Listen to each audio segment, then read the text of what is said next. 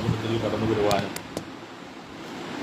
പ്രിയപ്പെട്ടവരെ ദൈവജനത്താൽ ബലപ്പെടുത്തുവാനും ആശ്വസിപ്പാനും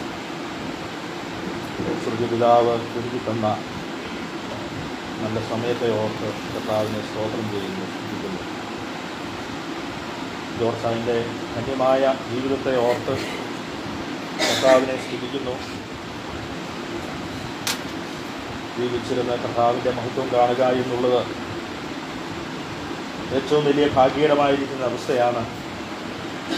എൻ്റെ ജീവിതത്തിൽ കർത്താവുമായിട്ടുള്ള ആ വലിയ ബന്ധം സ്ഥാപിക്കുവാൻ ദൈവിക കൽപ്പനകളെ പ്രമാണിച്ചും അനുസരിച്ചും കർത്താവിൻ്റെ ഹിതത്തിനൊത്തുവണ്ണം ജീവിക്കുവാനുള്ള ഭാഗ്യം ലഭിച്ചു.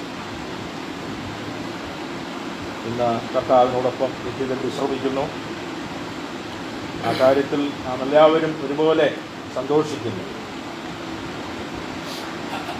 ജോർജായതിനു വേണ്ടി നാം ഒരു കാര്യം ചെയ്യേണ്ടതായിരിക്കുന്ന ആവശ്യമില്ല. എന്നാൽ ജീവനോടിരിക്കുന്ന നമുക്ക്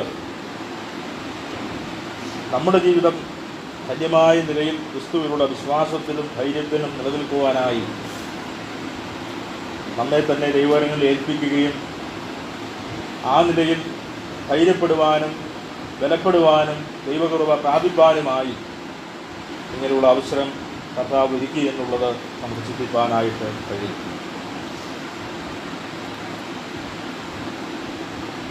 ജോർജായൻ്റെ മരണവിവരം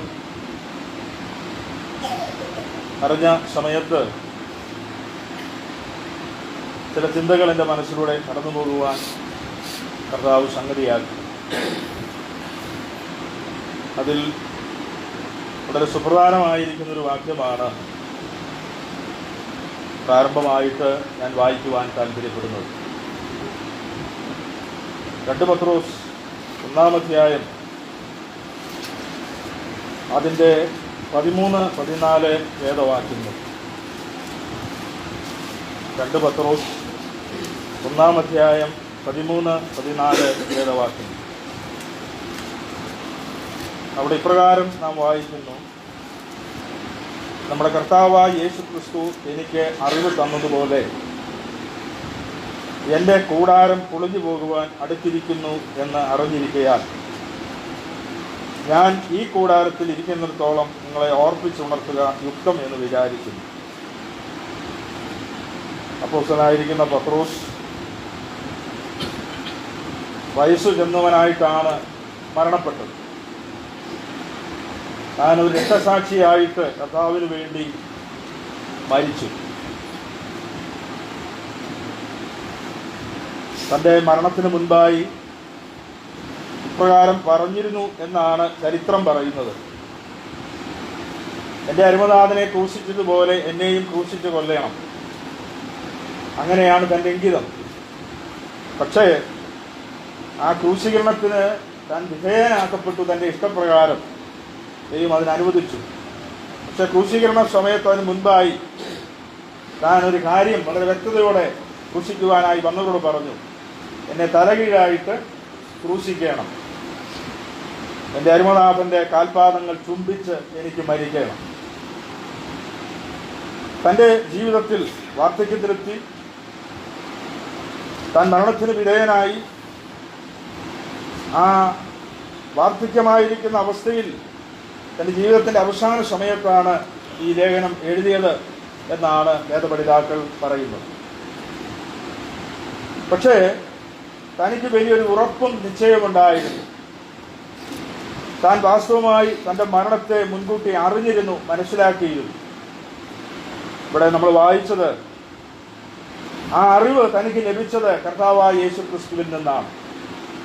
13-ാം വാക്യത്തിൽ നമ്മൾ എങ്ങനെയാണ് വായിച്ചത്? നമ്മുടെ കർത്താവായ യേശു ക്രിസ്തു എനിക്ക് അറിവ് തന്നതുപോലെ എൻ്റെ കൂടാരം പൊളിഞ്ഞു പോകുവാൻ അടുത്തിരിക്കുന്നു. നമ്മുടെ വാഴ്ത്തപ്പെട്ട കർത്താവ് ഈ അറിവ് എപ്പോഴാണ് പത്രോസിന് നൽകിയത്? ഈ അറിവ് കർത്താവ് നൽകി എന്ന് പറയും. എപ്പോഴാണ് ഈ അറിവ് പത്രോസിന് കർത്താവ് പറഞ്ഞു കൊടുത്തത്? യോഹന്നാന്റെ സുവിശേഷം 21-ാം അധ്യായം നമുക്കൊന്നെടുക്കാം.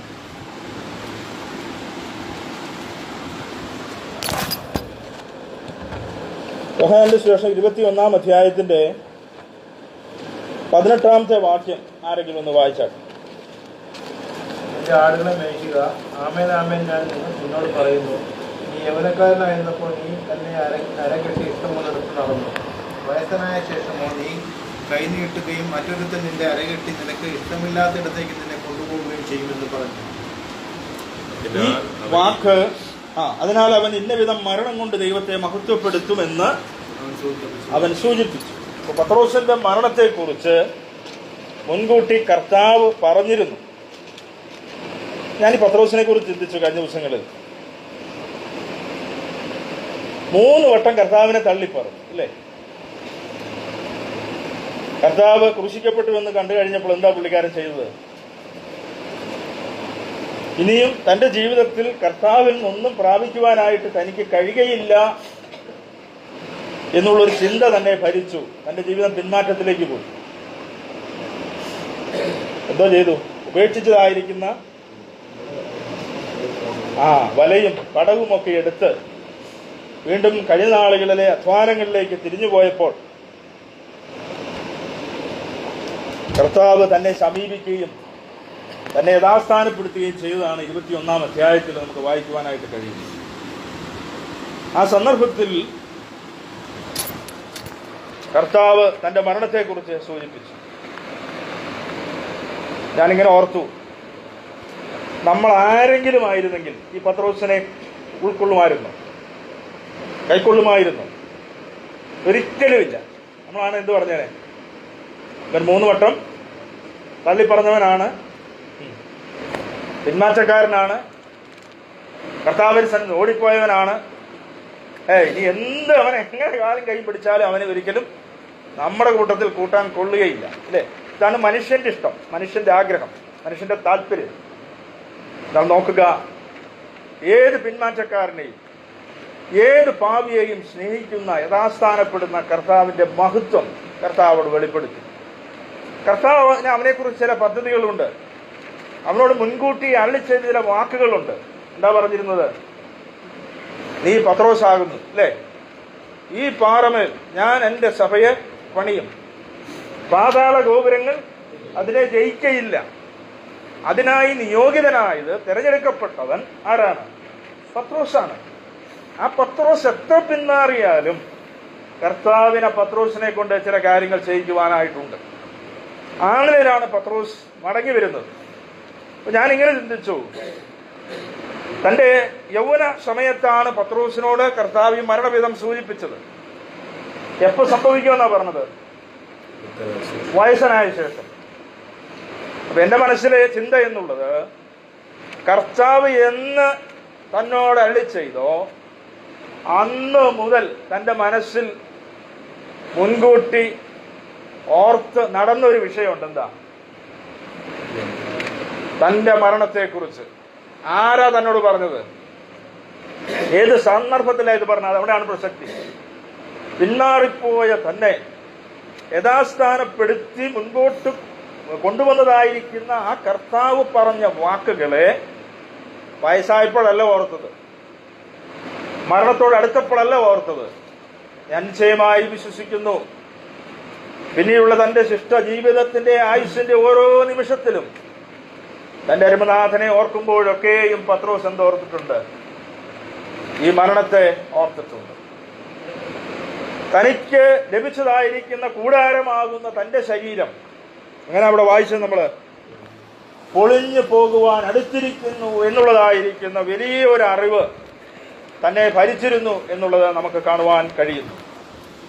പ്രിയമുള്ളവരെ, ഈ അറിവ്, ഈ യാഥാർത്ഥ്യ ബോധം നമ്മുടെ ഓരോരുത്തരുടെയും ജീവിതത്തിൽ അനിവാര്യമാണ്. വാർദ്ധക്യത്തിൽ എത്തുമ്പോഴല്ല, കിടക്കയിൽ കിടക്കുമ്പോഴല്ല, ബുദ്ധിമുട്ടിന്റെയോ രോഗത്തിന്റെയോ പ്രയാസങ്ങളെയോ മധ്യത്തിലല്ല ഞാനും നിങ്ങൾ ഓർക്കേണ്ടുന്നത്. പിന്നെയോ നമ്മുടെ മുൻപിൽ ഒരു മരണമുണ്ട് എന്നുള്ള യാഥാർത്ഥ്യം അനുദിനം നാം ഓർത്ത് ജീവിക്കേണ്ടുന്നവരാണ്. അതേ, കർത്താവ് നമുക്ക് തന്നിരിക്കുന്ന ഈ ശരീരമാകുന്ന കൂടാരം ഏത് സമയത്തും പൊളിയുമെന്നുള്ളതിന് ഒരു തർക്കവുമില്ല. അപ്പോൾ അതുകൊണ്ട് നാം ഓർക്കേണ്ടുന്നത്, ഈ കൂടാരം പൊളിയുമെന്നുള്ളതായിരിക്കുന്ന വസ്തുതയെ ഓർത്തുകൊണ്ട് നാം നമ്മുടെ അനുദിന ജീവിതത്തിൽ മുറുകെ പിടിക്കേണ്ടതായിരിക്കുന്ന കാര്യങ്ങളെ നാം മുറുകെ പിടിക്കണം. എന്നാൽ പത്രോസിന്റെ ലേഖനം 1-ാം അധ്യായത്തിലേക്ക് കടന്നു വരുമ്പോൾ അവിടെ മുറുകെ പിടിക്കേണ്ടത് ഒരുപാട് കാര്യങ്ങൾ പത്രോസ് ഓർപ്പിക്കുന്നുണ്ട്.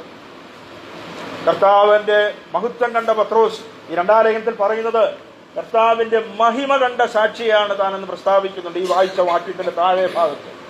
അപ്പോൾ കർത്താവിന്റെ മഹത്വം കണ്ട, കർത്താവിന്റെ മഹിമ കണ്ട പത്രോസ് അവിടെ പറയുന്നുണ്ട്, ക്ഷയം, മാലിന്യം, വാട്ടം എന്നിവ ഇല്ലാത്ത നല്ല ഒരു അവകാശത്തിനായിട്ട് തന്നെ വീണ്ടും ജനിപ്പിച്ചിരിക്കുന്നു. 1 പത്രോസിന്റെ ലേഖനം 1-ാം അധ്യായത്തിൽ നമ്മൾ വായിക്കുന്നു.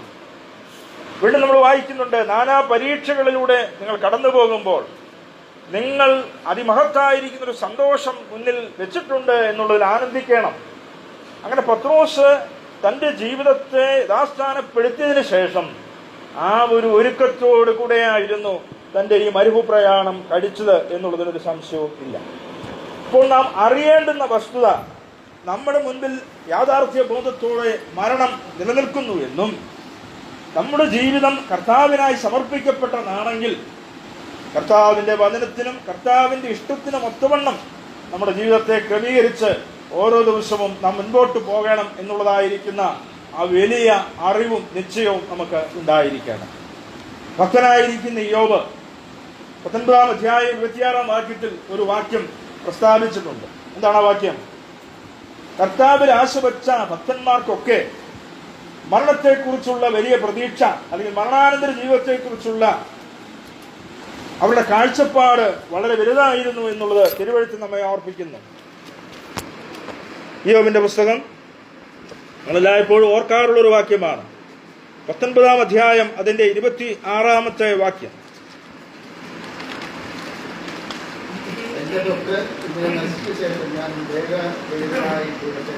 എന്റെ ത്വക്ക് ഇങ്ങനെ നശിച്ച ശേഷം ഞാൻ ദേഹസഹിതനായി, അവസാനം എങ്ങനെ വായിച്ചത്? ദേഹരഹിതനായി. അത് പഴയ ട്രാൻസ്ലേഷനാണ്. പുതിയ ട്രാൻസ്ലേഷനിൽ കൊടുത്തിരിക്കുന്നത്, മലയാളം ട്രാൻസ്ലേഷനിൽ, ദേഹസഹിതനായി ഞാൻ ആരെ കാണും? എന്റെ കർത്താവിനെ കാണും. ഇവിടെ കൂടാരം എന്ന വാക്ക് ഉപയോഗിച്ചിട്ടില്ല. പക്ഷേ അവിടെ നശിച്ചു പോകുന്ന ഒരു വസ്തുതയെ കുറിച്ച് പറഞ്ഞിട്ടുണ്ട്. എന്താ ആ വസ്തുത? എന്താണ്? പത്രോസ് പറഞ്ഞ കൂടാരം തന്നെയാ, കൂടാരമാകുന്ന ശരീരം തന്നെയാ ഇവിടെ ഇയ്യോബും പറയുന്നത്. ത്വക്ക് അല്ലെ, എന്റെ ത്വക്ക് ഇങ്ങനെ നശിച്ച ശേഷം ഞാൻ ദേഹസഹിതനായി ദൈവത്തെ കാണും. ആ പ്രതീക്ഷയ്ക്ക് ഒരു കാരണമുണ്ട്, ആ പ്രത്യാശയ്ക്ക് ഒരു കാരണമുണ്ട്. 25-ാം വാക്യമാണ് ആ പ്രത്യാശയ്ക്കും പ്രതീക്ഷയ്ക്കും കാരണം. എന്താ അവിടെ വായിക്കുന്നത്? എന്നെ വീണ്ടെടുക്കുന്നവൻ ജീവിച്ചിരിക്കുന്നുവെന്നും അവനൊടുവിൽ പൊടിമേൽ നിൽക്കുമെന്നും ഞാൻ അറിയുന്നു. ഇന്ന് ഉള്ളതായിരിക്കുന്ന എന്റെ ചിന്തയുടെ ഒരു വാക്ക് ഞാൻ അവിടെ നടത്തിയെടുക്കുവാൻ താല്പര്യപ്പെടുകയാണ്. പത്രോസ് പറഞ്ഞു, എന്റെ കൂടാരം പൊളിയുവാൻ അടുത്തിരിക്കുന്നു എന്ന് കർത്താവ് പറഞ്ഞതിന് പ്രകാരം ഞാൻ അറിയുന്നു. ഇവിടെ ഭക്തനായിരിക്കുന്ന ഇയ്യോബ് പറയുന്നു, എന്താ? എന്റെ വീണ്ടെടുപ്പുകാരൻ ജീവിച്ചിരിക്കുന്നുവെന്നും അവൻ പൊടിമേൽ നിൽക്കുമെന്നും ഞാൻ അറിയുന്നു. ഈ അറിവാണ് പ്രിയമുള്ളവരെ എന്റെയും നിങ്ങളുടെയും ജീവിതത്തിൽ അനിവാര്യമായിരിക്കുന്ന വസ്തുത. ഇത് കേവലം ഒരു അറിവല്ല, ഒരു തിരിച്ചറിവാണ്. നാം ജീവിക്കുന്ന ലോകത്തിൽ ജ്ഞാനികൾ ഒരുപാടുണ്ട്, അറിവുള്ളവർ ഒരുപാടുണ്ട്. പക്ഷെ തിരിച്ചറിവുള്ളവർ വളരെ കുറവാണ്. ക്രിസ്തീയ ജീവിതം തിരിച്ചറിവിന്റെ ജീവിതമാണ്. ലോകത്തിൽ നിന്നുള്ള മനുഷ്യരിൽ നിന്ന് നാം വ്യത്യസ്തരായി തീർന്നിരിക്കുന്നതിന്റെ കാരണവും അത് തന്നെയാണ്. എന്താ? നാം പാപികളാണെന്നുള്ള വലിയൊരു അറിവുണ്ട്. നമ്മുടെ പാപത്തിന് പരിഹാരം വരുത്തിയ കർത്താവ് നമുക്ക് വേണ്ടി ജീവിക്കുന്നു എന്നുള്ളതായിരിക്കുന്ന അറിവ് നമുക്കുണ്ട്. ഓരാ, മരണത്തിനപ്പുറം പ്രത്യാശയുള്ള, പ്രതീക്ഷയുള്ള ഒരു ജീവിതം നമുക്കുണ്ട് എന്നുള്ള ഒരു തിരിച്ചറിവാണ് ഇതുപോലുള്ള മരണത്തിന്റെ അവസരങ്ങളിലും ദുഃഖത്തിന്റെ വേളയിലുമൊക്കെ ആശ്വാസത്തോടും സമാധാനത്തോടും സന്തോഷത്തോടും ധൈര്യത്തോടും നിൽക്കുവാനായി നമ്മെ ബലപ്പെടുത്തുന്നത്. അപ്പോൾ പത്രോസ് അറിഞ്ഞു, ഭക്തനായിരിക്കുന്ന ഇയ്യോബ് അറിഞ്ഞു. അങ്ങനെ വേദപുസ്തകത്തിൽ എഴുതപ്പെട്ടിരിക്കുന്ന ദൈവഭക്തന്മാർക്കൊക്കെയും അവരുടെ ജീവിതത്തിന്റെ അവസാന നിമിഷങ്ങളെക്കുറിച്ചും അതുപോലെ അതിനപ്പുറമായിട്ടുള്ള മരണാനന്തര ജീവിതത്തെക്കുറിച്ചുമുള്ള വലിയ അറിവ് ഉണ്ടായിരുന്നു. ആ നിലയിൽ പുതിയ നിയമത്തിൽ നാം ബഹുമാനിക്കുകയും നാം വളരെ അത്യധികമായി സ്നേഹിക്കുകയും ചെയ്യുന്ന അപ്പോസ്തലനായിരിക്കുന്ന പൗലോസിന് വളരെ വ്യക്തമായിട്ട് ഈ തിരിച്ചറിവുണ്ടായിരുന്നു. ആ പൗലോസിന്റെ ജീവിതത്തിൽ ഉണ്ടായിരുന്ന 3-4 അറിവുകളെ ഇന്ന് രാത്രിയിൽ നിങ്ങളുടെ മുൻപാകെ ചിന്തിക്കുവാനായിട്ട് ഞാൻ താല്പര്യപ്പെടുകയാണ്. ഈ പത്രോസ് പറഞ്ഞ പൊളിഞ്ഞു പോകുന്ന കൂടാരത്തെ കുറിച്ച് അപ്പോസ്തലനായിരിക്കുന്ന പൗലോസും എഴുതിയിട്ടുണ്ട്. ഏത് പുസ്തകത്തിലാണെന്നറിയാമോ? പൗലോസ് ഏത് പുസ്തകത്തിലാണ് കൂടാരമാകുന്ന ശരീരത്തിന്റെ തകർച്ചയെക്കുറിച്ച് പറഞ്ഞിരിക്കുന്നത്? കൊരിന്ത്യർ ലേഖനത്തിലാണ് പറഞ്ഞിരിക്കുന്നത്. കൊരിന്ത്യർ ലേഖനം ഒന്ന് എടുക്കാം. 2 കൊരിന്ത്യർ 5-ാം അധ്യായം 1-ാം വാക്യത്തിൽ പൗലോസ് അറിഞ്ഞതായിരിക്കുന്ന ഒരു യാഥാർത്ഥ്യം അവിടെ വളരെ വ്യക്തമായിട്ട് പറഞ്ഞിരിക്കുന്നു. എന്താണ്?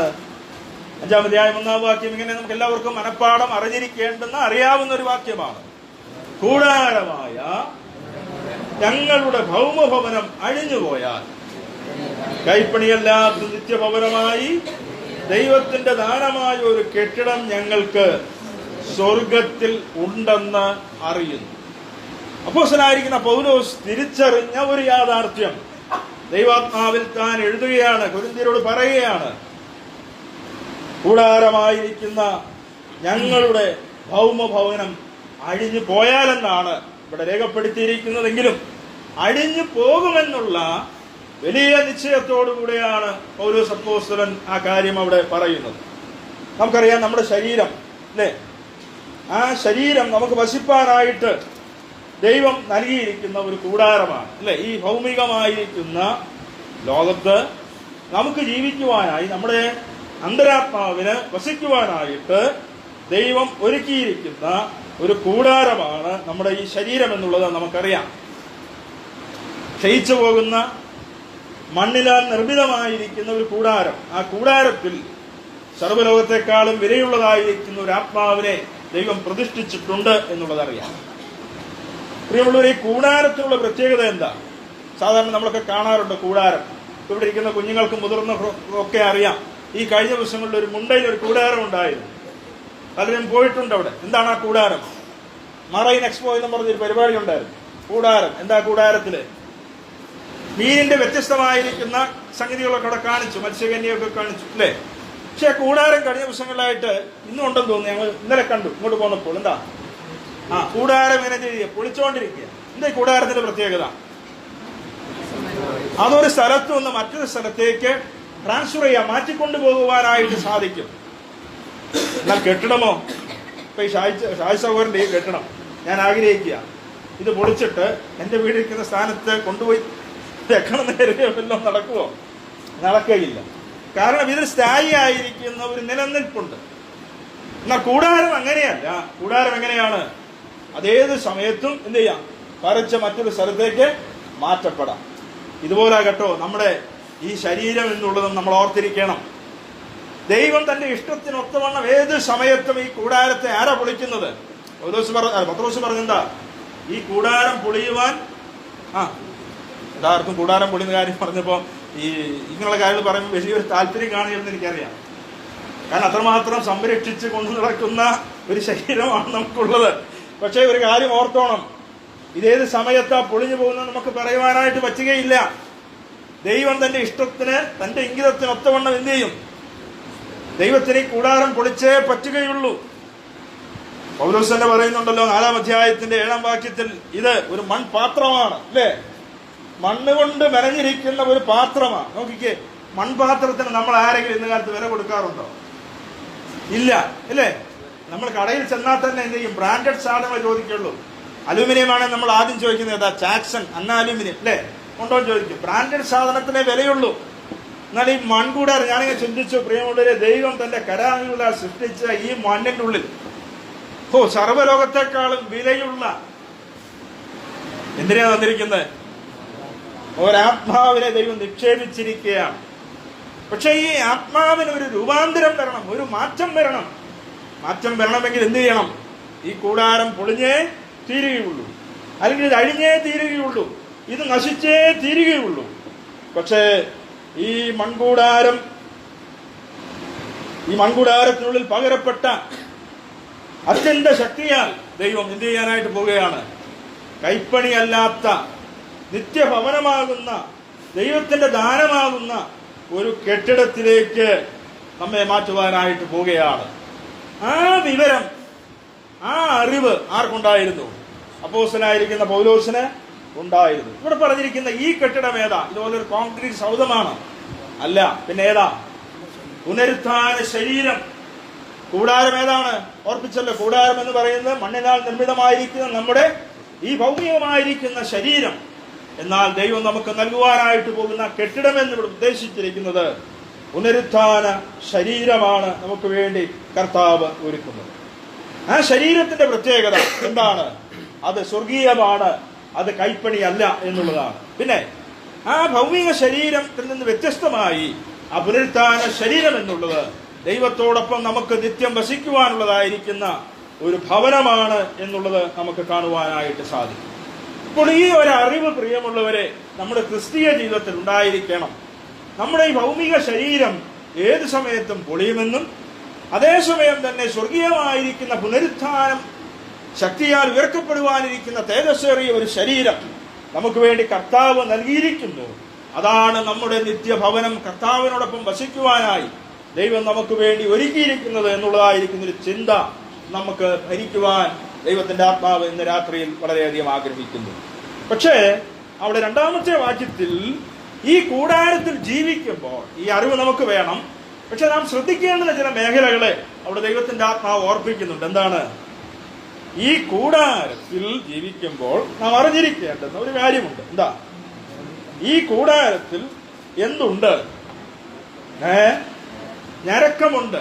എന്താ ഞരങ്ങുവാനുള്ള കാരണം? ഇപ്പോഴാണ് നമ്മൾ ഞരങ്ങാറുള്ളത്.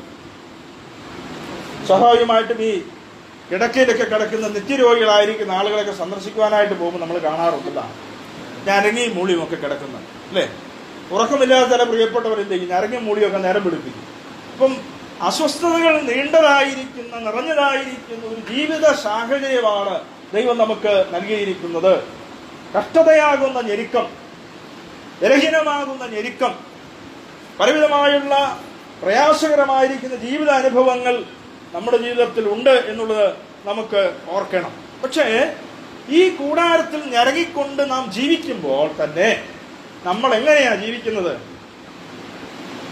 നഗ്നരായിട്ടല്ല. ഈ നഗ്നത എന്തിനാ കാണിക്കുന്നത് അറിയാമോ? വിശുദ്ധ തിരുവെഴുത്ത് നഗ്നതയുടെ പ്രത്യക്ഷത എവിടാ നമ്മൾ കാണുന്നത്? നഗ്നതയുടെ പ്രത്യക്ഷത നമ്മൾ കാണുന്നത് എവിടാ? ഏദൻ തോട്ടത്തിലാണ് നമ്മൾ കാണുന്നത് അല്ലേ? മനുഷ്യൻ പാപം ചെയ്തപ്പോൾ അവൻ ആരായിത്തീർന്നു? നഗ്നനായിത്തീർന്നു. അത് പാപത്തിന്റെ വൈകൃതമാണ് നഗ്നത കാണിക്കുന്നത്. എന്നാൽ രക്ഷിക്കപ്പെട്ട ഒരു ദൈവവൈദ്യന്റെ ജീവിതത്തിൽ ഈ കൂടാരത്തിൽ ഞരക്കമുണ്ടെങ്കിലും അവൻ നഗ്നനല്ല എന്ന് പറഞ്ഞാൽ ഇതിന്റെ അർത്ഥം ഇതാണ്: പാപത്തിന്റെ വൈകൃതത്താൽ മൂടപ്പെട്ടവനല്ല രക്ഷിക്കപ്പെട്ട ഒരു ദൈവവൈദ്യൻ. പാപത്തിൽ നിന്ന് സ്വാതന്ത്ര്യം പ്രാപിച്ച ഒരു വ്യക്തിയാണ് രക്ഷിക്കപ്പെട്ട ദൈവവൈദ്യൻ. അവന്റെ നഗ്നതയെ ആര് മാറ്റി?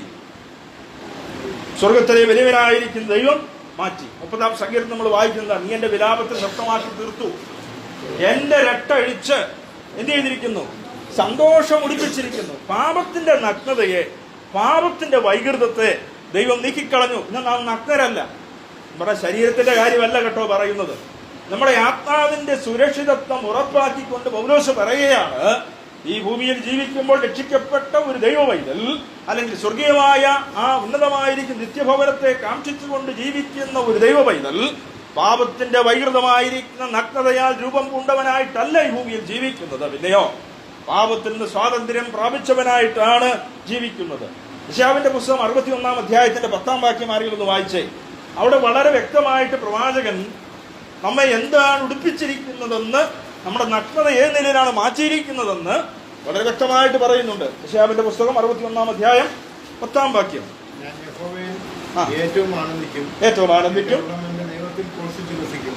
മണവാളൻ തലപ്പാവണിയുന്നത് പോലെയും മണവാട്ടി ആഭരണങ്ങളാൽ തന്നെത്താൻ അലങ്കരിക്കുന്നത് പോലെയും അവൻ എന്നെ രക്ഷാവസ്ത്രം ധരിപ്പിച്ച് നീതി എന്ന അങ്കി ഇടിവിച്ചിരിക്കുന്നു.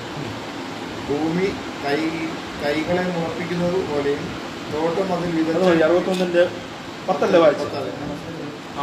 മണവാളൻ തലപ്പാവണിയുന്നത് പോലെയും, നീ അടുത്തത് മണവാട്ടി തന്നെത്താൻ ആഭരണങ്ങളാൽ തന്നെത്താൻ അലങ്കരിക്കുന്നത് പോലെയും ഇത് ചെയ്തിരിക്കുന്നു.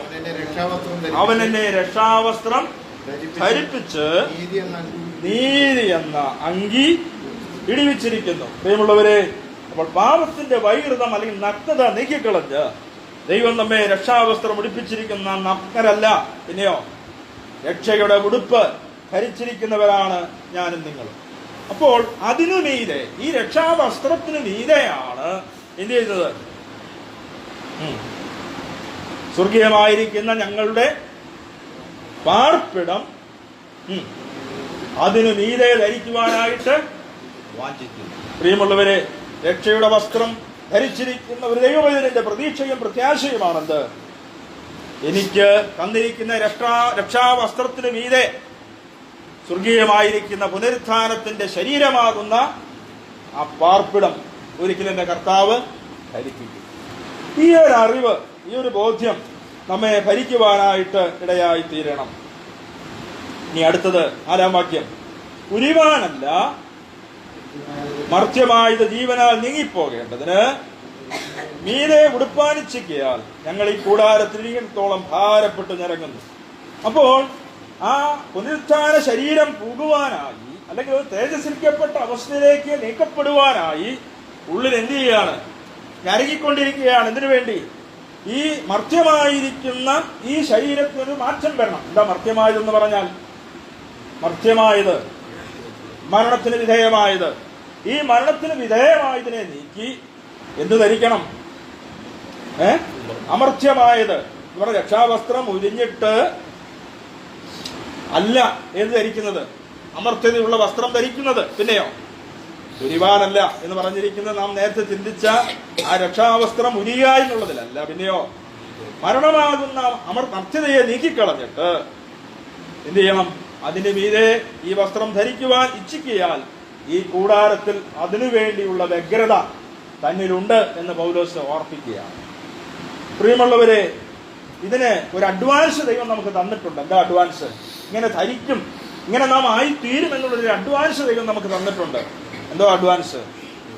ദൈവത്തിന്റെ ആത്മാവാകുന്ന അച്ചാരം ദൈവം നമുക്ക് തന്നിരിക്കുന്നു. 5-ാം വാക്യത്തിൽ അതിനായി ഞങ്ങളെ ഒരുക്കിയത് ആത്മാവിനെ അച്ചാരമായി തന്നിരിക്കുന്ന ദൈവം തന്നെ. അപ്പോൾ ഈ ഒരു കാഴ്ചപ്പാടോടുകൂടെ സ്വർഗീയമായ ഒരു കെട്ടിടം എനിക്ക് വേണ്ടി കർത്താവ് ഒരുക്കുന്നു. ആ കെട്ടിടം ഏത് സമയത്താണ് എനിക്ക് ലഭിക്കുക എന്ന് അറിയയില്ല. പക്ഷെ ആ ഒരു ഒരുക്കത്തോടുകൂടെ ഞാൻ ജീവിക്കണം, അല്ലെങ്കിൽ ആ തിരിച്ചറിവോടുകൂടെ ജീവിക്കണം എന്നുള്ളതാണ് ദൈവത്തിന്റെ ആത്മാവ് എന്നെയും നിങ്ങളെയും കുറിച്ച് ആഗ്രഹിക്കുന്നത്. ഇനി രണ്ടാമത് നമുക്കുണ്ടായിരിക്കേണ്ടുന്ന മറ്റൊരറിവ് പൗലോസ് അതിന്റെ തൊട്ടടുത്ത വാക്യത്തിൽ പറയുന്നുണ്ട്. 6-ാമത്തെ വാക്യം പൗലോസിന്റെ മറ്റൊരു തിരിച്ചറിവ്, രണ്ടാമത്തെ തിരിച്ചറിവ് എന്താണെന്നറിയാമോ? ഒന്ന് വായിച്ചേ. ഞങ്ങൾ എല്ലായ്പ്പോഴും ധൈര്യപ്പെട്ടും ശരീരത്തിൽ വസിക്കുമ്പോഴൊക്കെയും കർത്താവിനോടാകുന്ന പരദേശികളായിരിക്കുന്നു എന്നറിയുന്നു. അവിടെയും ഒരു അറിവിനെ കുറിച്ച് പൗലോസ് പറയുകയാണ്. എന്താ? ആകയാൽ ഞങ്ങൾ എല്ലായ്പ്പോഴും ധൈര്യപ്പെട്ടും ശരീരത്തിൽ വസിക്കുമ്പോഴൊക്കെയും കർത്താവിനോടകന്ന പരദേശികളായിരിക്കുന്നുവെന്ന്. ഈ ജീവിതം ഒരു പരദേശമാസമാണ് എന്നുള്ളതായിരിക്കുന്ന വലിയ ഒരു അറിവ് നമുക്കുണ്ടായിരിക്കണം പ്രിയമുള്ളത്. അത് ഒരു ധൈര്യമാണെന്നാണ് പൗലോസ് പറയുന്നത്. ആ കാര്യത്തിൽ ധൈര്യത്തോടെ ജീവിക്കുന്നു. ശരീരത്തിൽ വസിക്കുമ്പോൾ കർത്താവിനോട് ചേരും എന്നുള്ള നിശ്ചയമുണ്ട്, ഉറപ്പുണ്ട്, ആ ബോധ്യമുണ്ട്. അതേസമയം തന്നെ സ്വന്തമായ ഒരു ദേശത്തെ കുറിച്ചുള്ള കാഴ്ചപ്പാട്, ഒരു അറിവ് പൗലോസിന് ഉണ്ടായിരുന്നു. എന്താ ഈ പരദേശം എന്ന് പറഞ്ഞാൽ? ആരെ പരദേശി? സ്വന്തമല്ലാത്ത ദേശം വിട്ട് അന്യദേശത്ത് പോയി പാർക്കുന്നവരെല്ലാവരും എന്താ? പരദേശികളാണ്. അപ്പോ നമ്മളെ ഈ ഭൂമിയിലേക്ക് ആക്കി വെച്ചിരിക്കുന്നു. നമ്മെ ഇവിടെ നമ്മുടെ ജീവിതത്തിന്റെ നാളുകളിൽ ഈ മരുഭൂ പ്രയാണത്തിൽ നാം ഓർത്തിരിക്കേണ്ടുന്ന ഒരു വസ്തുത, നാം ആരാണ്? പരദേശികളാണ്. ഈ പരദേശത്ത് പോയി പാർത്തിട്ടുള്ള ആളുകൾക്കറിയാം. ജോണിച്ചായനക്കര ഇന്ത്യയിൽ തന്നെ ആണെങ്കിലും അല്ലേ, നമ്മുടെ സ്റ്റേറ്റ് വിട്ട് മറ്റൊരു സ്ഥലത്ത് പോയി താമസിച്ച ആളെ, ഇങ്ങനെ ജോസാൻ ഗൾഫിൽ പോയിട്ടുണ്ട്, സുനിൽ സൗറങ്ങൾ പലരും അന്യദേശത്ത് പോയി പാർത്തിട്ടുണ്ട്. ഈ സ്വന്തം ദേശം വിട്ട് അന്യദേശത്ത് പോയി പാർക്കുക എന്ന് പറയുന്നത് അത്ര സുഖകരമായിരിക്കുന്ന ഒരു കാര്യമാണ്. ആണോ? അല്ല, അല്ലേ? വേദപുസ്തകത്തിൽ തന്നെ ധാരാളം ആളുകൾ ഉദാഹരണം നമുക്ക് കാണുവാനായിട്ട് സാധിക്കും. രൂത്ത് ആ പുസ്തകം എടുത്ത് പരിശോധിക്കുമ്പോൾ, രൂത്തിന്റെ പുസ്തകത്തിൽ ഒരു അമ്മച്ചി ഒരിക്കൽ പരദേശത്തേക്ക് പോയി, സ്വന്തമല്ലാത്തൊരു ദേശം വിട്ടുപോയി. എവിടെ ആയിരുന്നു? മോവാബ് ദേശത്തേക്ക് പോയി. പക്ഷെ ദൈവത്തിനൊരു കാര്യപരിപാടിയുണ്ട്. ദൈവികമായിരിക്കുന്ന അനുഗ്രഹം, ഒരു നന്മ അതിന്റെ പുറകിൽ മറഞ്ഞിരിപ്പുണ്ട്. ഞാൻ ഇന്ന് പകലിൽ ഇങ്ങനെ ചിന്തിച്ചു, ദൈവമേ ആ അനുഗ്രഹത്തെ ഒന്ന് വെളിപ്പെടുത്തി. ദൈവം ആരായിരുന്നു അനുഗ്രഹം? രൂത്തിലൂടെ ലഭിച്ച അനുഗ്രഹം ആരാ?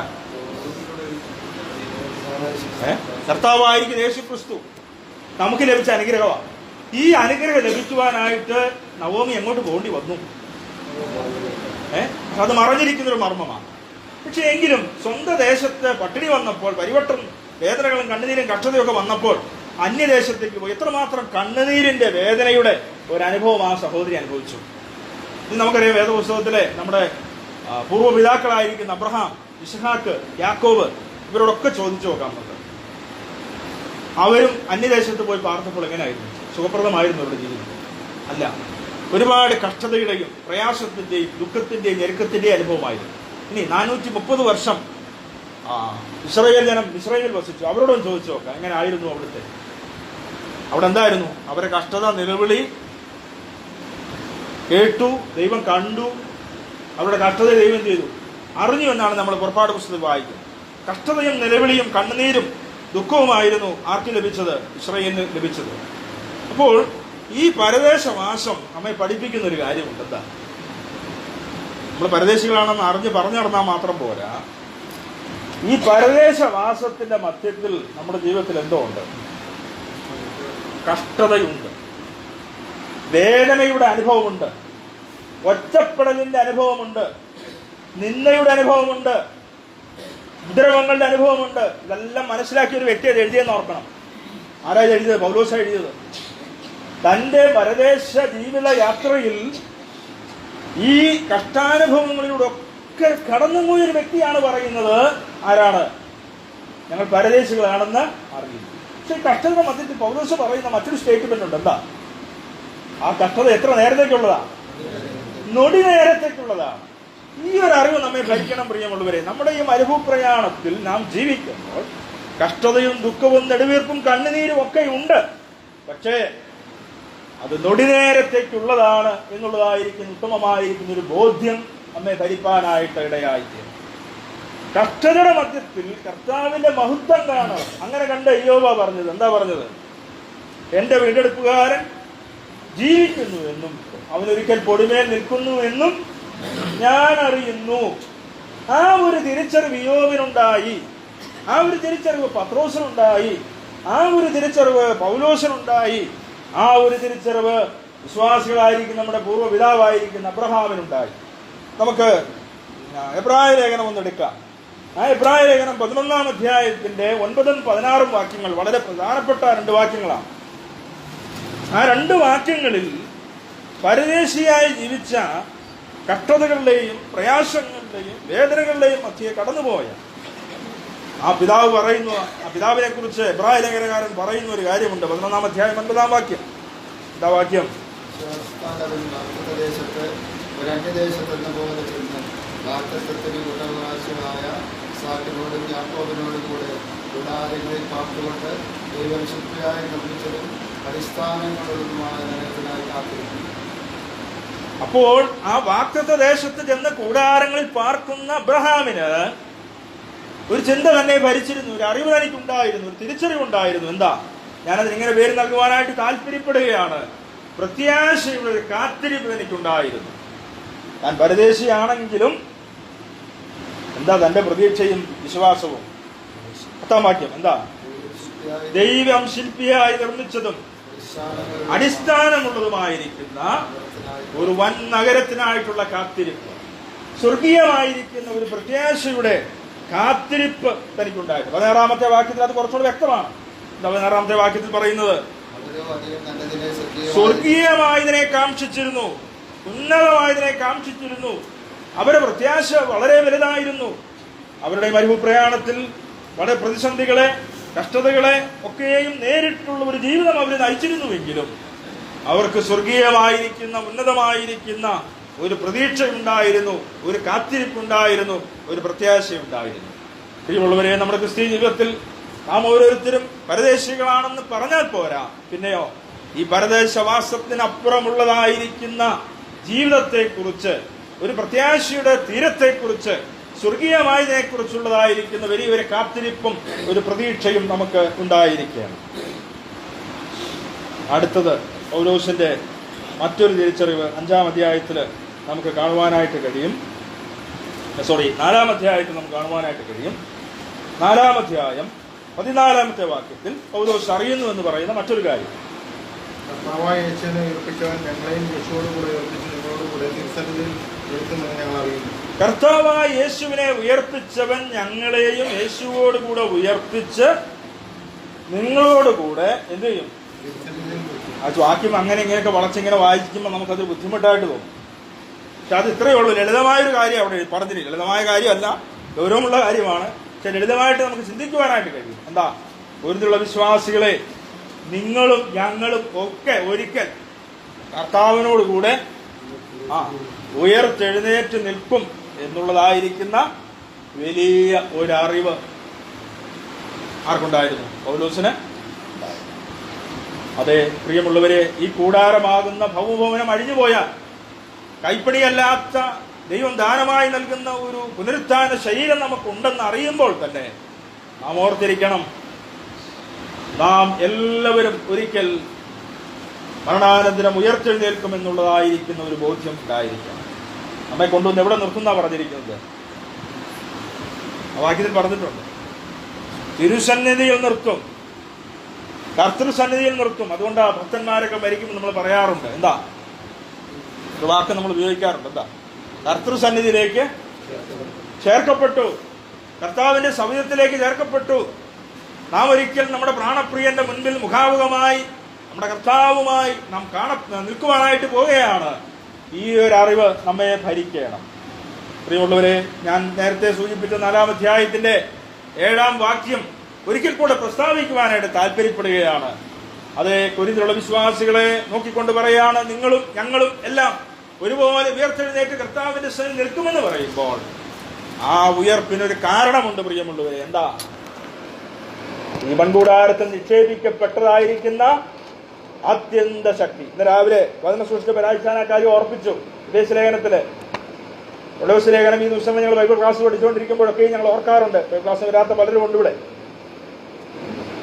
കടന്നു വന്നാൽ ഇങ്ങനെയുള്ള ആശയങ്ങളും ചിന്തകളൊക്കെ നമുക്ക് കൂടുതലായിട്ട് ദിവസം വിലപ്പെടുവാനായിട്ട് ഇടയാകുകയുള്ളൂ. എന്താ അവിടൊക്കെ നമ്മൾ പഠിച്ച കാര്യം? എന്താ? ആ ശക്തിക്ക് പല നിലയിലുള്ളതായിരിക്കുന്ന അർത്ഥങ്ങൾ, വാക്കുകൾ കൊടുത്തിട്ടുണ്ട്. എഫേസ്യർ പറയുന്നത് എന്താ? അളവറ്റ ശക്തി. പൗലോസ് നമ്മൾ പഠിച്ചെന്താ? വ്യാപാര ശക്തി, അല്ലേ? ഇവിടെ നാം കൊരിന്ത്യ ലേഖനത്തിൽ നമുക്ക് കാണുവാനായിട്ട് കഴിയുന്ന എന്താ? 7-ാം വാക്യത്തിൽ ആ ശക്തിയെക്കുറിച്ച് പറഞ്ഞിരിക്കുന്നത് എന്താ? അത്യന്ത ശക്തി എന്ന് പറഞ്ഞാൽ ഇനി അതിന് മീതെ ഒന്നുമില്ല. അത്രമാത്രം അത്യന്തമായിരിക്കുന്ന ശക്തി ഈ മൺകൂടാരത്തിൽ ഉണ്ട്. ദൈവത്തിന്റെ ആത്മാവിനെ അച്ചാരമായി നമുക്ക് നൽകിയിരിക്കുന്നു. നമ്മുടെ അന്തരാത്മാവിനോട് ലയിച്ചു ചേർന്നിരിക്കുന്ന ഒരു സംഗതി ഉണ്ടെന്താ? ദൈവത്തിന്റെ ആത്മാവ്. ആ ആത്മാവ് ഈ മർത്യ ശരീരത്തെ, ഈ മരണത്തിന് വിധേയമായിരിക്കുന്ന ശരീരത്തെ ഒരിക്കൽ ഉയർപ്പിക്കുമെന്നുള്ള ഈ അറിവ് നമ്മുടെ ഓരോരുത്തരുടെയും ജീവിതത്തിൽ ഉണ്ടായിരിക്കണം. ഇനി അടുത്ത ഒരു അറിവും കൂടെ പറഞ്ഞ് ദൈവസന്നിധിയിൽ ഇരിക്കുവാനായിട്ട് താല്പര്യപ്പെടുക. അപ്പൊ നമ്മൾ കണ്ടു, എന്തൊക്കെയാ കണ്ടത്? നമ്മൾ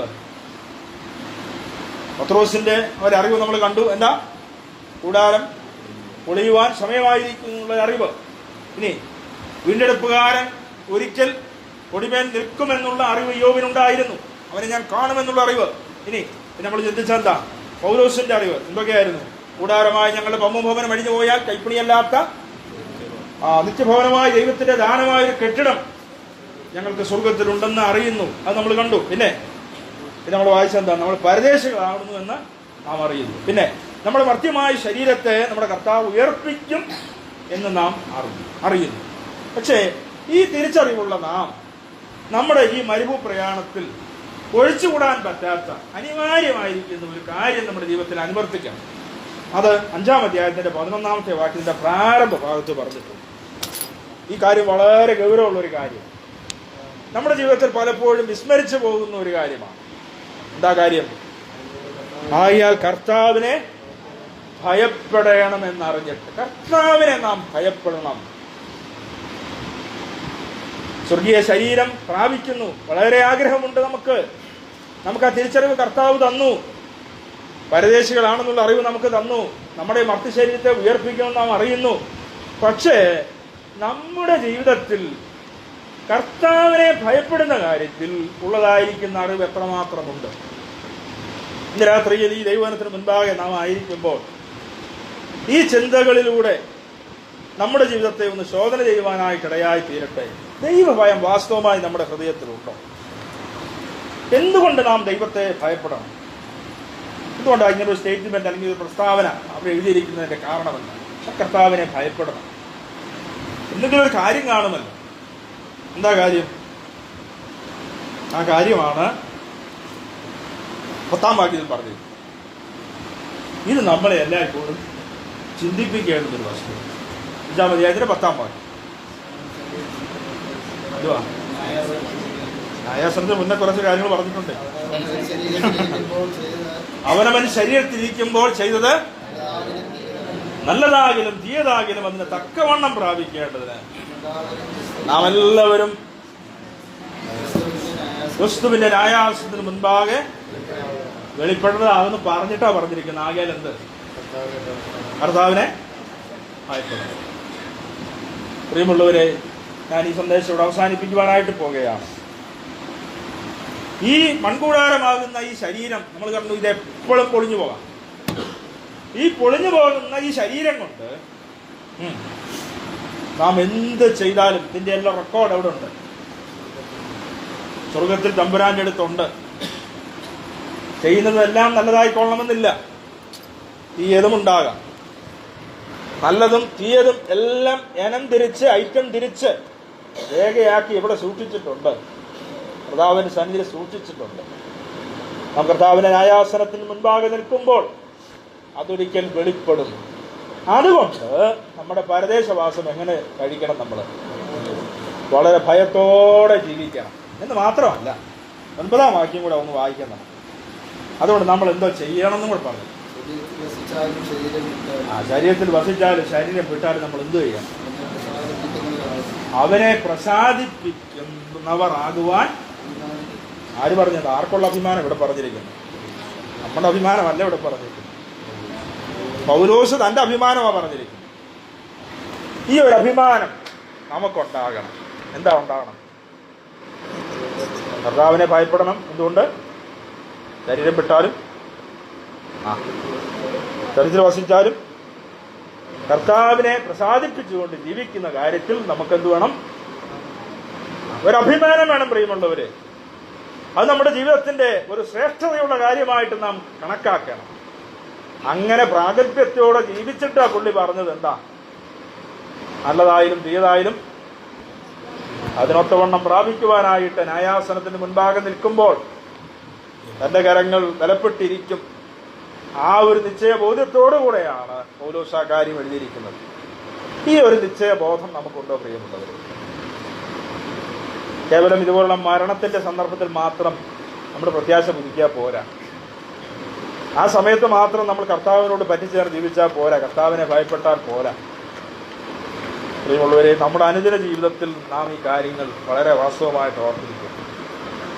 നമുക്ക് തന്നിരിക്കുന്ന നിമിഷങ്ങൾ വളരെ ചുരുങ്ങിയത് മാത്രമാണ് ദൈവം തന്നിരിക്കുന്നത്.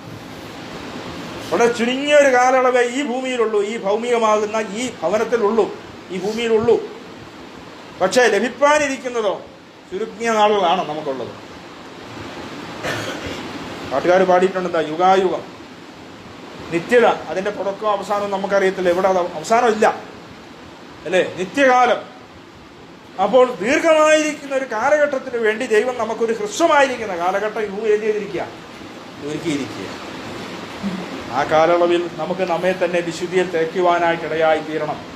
ദൈവഭയത്തിൽ നമ്മെ തികവുള്ളവരാക്കി കാത്തു സൂക്ഷിച്ച് ജീവിപ്പാനായിട്ട് നമുക്കിടയായി തീരണം. അങ്ങനെയാണെങ്കിൽ നമുക്ക് അഭിമാനത്തോടെ ജീവിച്ച് ഈ ഭൂമിയിൽ നമ്മുടെ പ്രയാണത്തിലെ ദിവസങ്ങളെ കഴിച്ച് കർത്താവിൻ്റെ ആ ന്യായാസനത്തിന് മുൻപിൽ വളരെ പവിത്രതയോടെ, നിർമ്മലതയോടെ, പ്രാഗൽഭ്യത്തോടെ നിൽക്കുവാനായിട്ട് നമുക്ക് സാധിക്കും. പ്രിയമുള്ളവരെ, നമ്മുടെ ജീവിതത്തെ നമുക്ക് ഇന്ന് രാത്രി ദൈവങ്ങളിലേക്ക് ഏൽപ്പിച്ചു കൊടുക്കാം. നമ്മുടെ ജീവിതത്തിൽ ഈ തിരിച്ചറിവുകൾ ഉണ്ടായിത്തീരട്ടെ. നമ്മൾ പരദേശികളാണെന്നുള്ള ഉത്തമമായ ബോധ്യമുണ്ടാകട്ടെ. അതേസമയം തന്നെ നമ്മുടെ ഉള്ളിൻ്റെ ഉള്ളിൽ അബ്രഹാമിനെ പോലെ വലിയൊരു ചിന്തയുണ്ടാകണം. എന്താണ് ആ ചിന്ത? സ്വർഗീയമായതിനെ കാക്ഷിച്ചുകൊണ്ടുള്ള ഒരു പ്രത്യാശയുടെ കാത്തിരിപ്പ് നമുക്കുണ്ടാകും. യോബ് കഷ്ടതയുടെ മധ്യത്തിൽ കടന്നുപോയി, വേദനയുടെ മധ്യത്തിൽ കടന്നുപോയി. പക്ഷേ തൻ്റെ വീണ്ടെടുപ്പുകാരൻ ജീവിക്കുന്നു. ആ വീണ്ടെടുപ്പുകാരനെ ഞാൻ മുഖാമുഖമായി ദേഹസഹിതനായി കാണുമെന്നുള്ള വലിയൊരു പ്രതീക്ഷ തനിക്കുണ്ടായിരുന്നു, പ്രത്യാശ തനിക്കുണ്ടായിരുന്നു. അവിടെയൊക്കെ ജീവിതം വളരെ നിർമ്മലതയോടെ, പവിത്രതയോടെ കർത്താവിൻ്റെ നാമത്തിൻ്റെ മഹത്വത്തിന് വേണ്ടി സമർപ്പിക്കപ്പെട്ട ഒരു ജീവിതമായിരുന്നു എന്നുള്ളത് നാം ഓർക്കണം.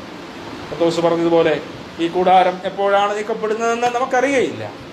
അതിന് പ്രായഭേദമന്യേ ഏതു സമയത്തും സംഭവിക്കാം. മരണം എന്നുള്ളതൊരു യാഥാർത്ഥ്യമാണ്, നിശ്ചയമാണ്.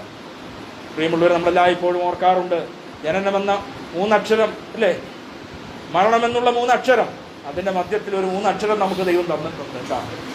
ജീവിതമെന്നുള്ള ഒരു 3 അക്ഷരം. ആ 3 അക്ഷരത്തെ പലപ്പോഴും നമ്മൾ വിസ്മരിച്ചിട്ടാണ് മുൻപോട്ട് പോകാറുള്ളത്.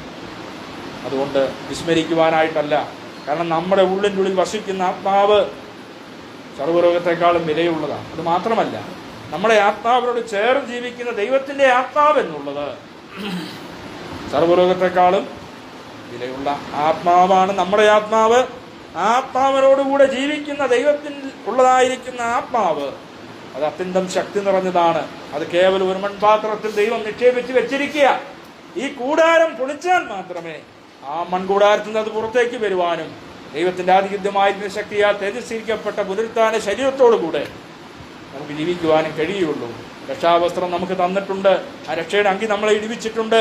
ആ അങ്കിയുടെ മീതെ ഒരു തേജസ്കരിക്കപ്പെട്ട ശരീരമാകുന്ന ഒരു വസ്ത്രം നാം ധരിക്കുവാനായിട്ട് പോകുന്നു.